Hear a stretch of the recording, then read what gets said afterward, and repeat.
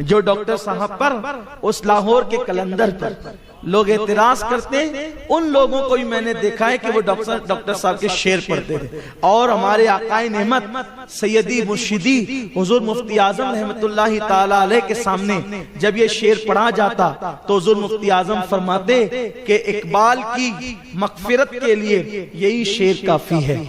कौन सा शेर कि मोहम्मद से वफा तूने तो हम तेरे हैं, ये जहां चीज है क्या लौह कलम तेरे हैं। ये डॉक्टर साहब ने बड़ी बड़ी शायरी की है, उनकी नातियां शायरी।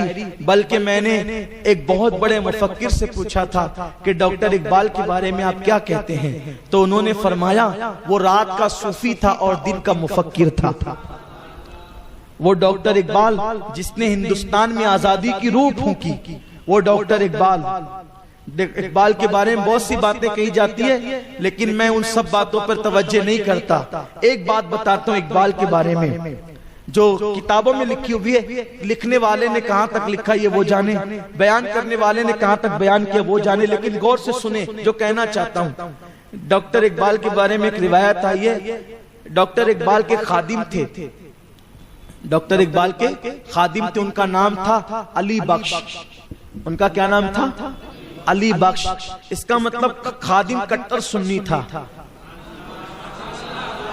इसलिए कि उसका नाम था अली बख्श। अली बख्श दूसरों के यहाँ शिर्क है। वैसे शिर्क की मशीन गन चलाने वालों की उस दौर में नई नई पैदाइश, वो नौजायदा थे उस वक्त, तो इसलिए जल्दी से लोगों पर उनके असरात मुरत्तब नहीं हुए थे। तो अली बख्श हजरत डॉक्टर इकबाल के यहाँ खिदमत करते थे। अली बख्श का कहना है कि एक रात डॉक्टर साहब ने मुझे आवाज दी, अली बख्श इधर आ।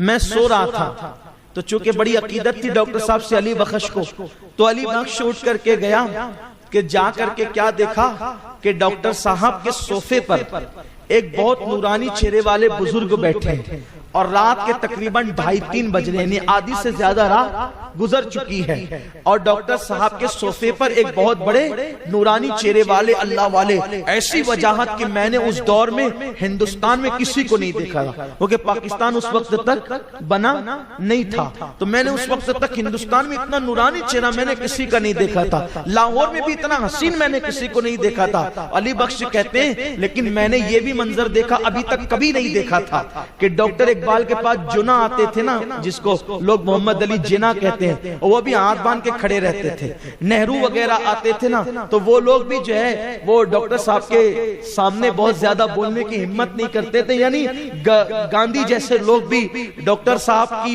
के साथ बहुत ताजीम से पेश आते थे। और डॉक्टर साहब का अपना एक मिजाज था, शाहाना मिजाज, और किसी को खातिर में नहीं लाते थे, हर एक को खातिर में नहीं लाते थे। अखलाक अपनी जगह है, लेकिन हर एक को घास डालना डॉक्टर साहब का काम नहीं था।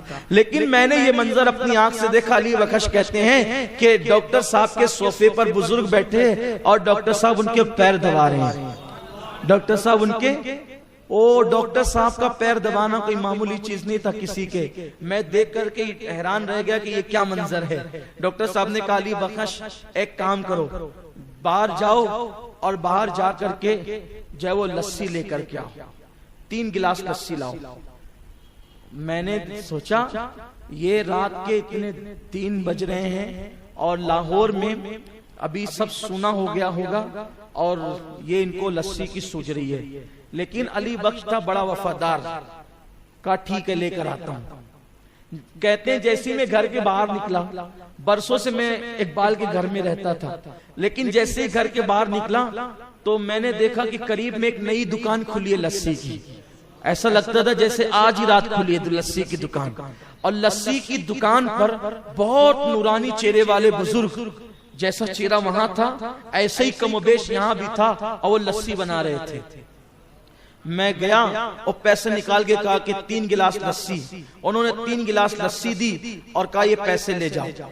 इससे पहले कि मैं बताता मैं कौन हूं और मैं कहां से आया हूं, उन्होंने खुद कहा इकबाल के साथ हमारा हिसाब किताब चलता रहता है, तुम ये पैसे ले जाओ, हम हिसाब कर लेंगे, हम हिसाब कर लेंगे, ले जाओ। इकबाल के साथ हमारा हिसाब चलता रहता है। कहते हैं कि मैं लस्सी ले आया, ले आने के बाद ला करके जैसे रखा तो मुझसे डॉक्टर साहब ने कहा जाओ। मैंने लेकिन मैं देख रहा था और डॉक्टर साहब ने एक गिलास बुजुर्ग को पेश किया, उन्होंने पी ली लस्सी। उसके बाद दूसरा गिलास पेश किया तो भी पी ली, और तीसरा गिलास पेश किया तो कहा कि तुम पी लो। डॉक्टर साहब ने पी लिया। उसके बाद वो बुजुर्ग ने कहा अच्छा अब मैं चलता हूँ। वो बुजुर्ग जब जाने लगे तो फिर मुझे अली बख्श कह करके डॉक्टर साहब ने आवाज दी, अली बख्श इधर आओ और बुजुर्ग को बाहर तक पहुंचा दो। तो मैं बुजुर्ग के पीछे पीछे हो लिया। जैसे बुजुर्ग ने बाहर कदम रखा, एक रोशनी चमकी, मेरी आंखें चौंधिया गई और वो बुजुर्ग गायब हो गए। मैं आया और आने के बाद मैंने डॉक्टर साहब को कहा, क्योंकि अब मैं घूम घाम के बाहर आया था, वो जो नई दुकान खुली थी वो कोई दुकान नहीं थी। मैं आया, मैंने कहा डॉक्टर साहब सही बताना क्या मामला है, वो दुकान भी लगी थी, अभी वो दुकान भी नहीं है, और ये जो बुजुर्ग आया था ये कौन है, आप पैर दबा रहे थे, क्या मामला है। तो डॉक्टर साहब ने कहा अली बख्श रहने दो, मत पूछो। अली बख्श जिद पर आ गए, नहीं आपको बताना ही पड़ेगा, आपको बताना ही पड़ेगा। तो डॉक्टर साहब ने कहा इस शर्त पे बताऊंगा कि जब तक मैं जिंदा रहूं ये वाकया तुम किसी को नहीं बताओगे तो बताता हूं, का वादा करता हूं जब तक आप जिंदा रहेंगे किसी को नहीं बताऊंगा।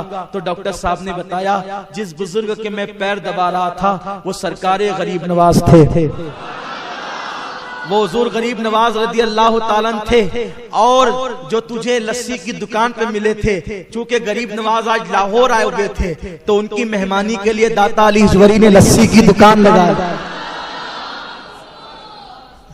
ये गरीब नवाज का मकाम। लेकिन इसमें डॉक्टर इकबाल की अजमत समझ में आती है। उस डॉक्टर इकबाल से किसी ने पूछा डॉक्टर साहब अल्लाह ने आपकी शायरी में इतनी तासीर कैसे अता फरमाई। तो डॉक्टर साहब कहते हैं कि जब शहद की मक्खियां दुरूद पड़ती है तो कसेला रस भी मीठा हो जाता है।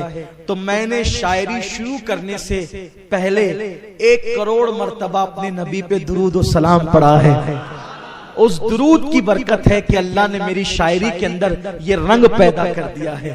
अगर हम भी चाहते हैं कि हमारे अंदर भी कोई रंग पैदा हो तो हम भी दुरूद शरीफ की आदत डालें और दुरूद शरीफ कसरत से पढ़ने की कोशिश करें। अल्लाह ताला मुझे आप सबको दुरूद शरीफ कसरत से पढ़ने की तौफीक अता फरमाए।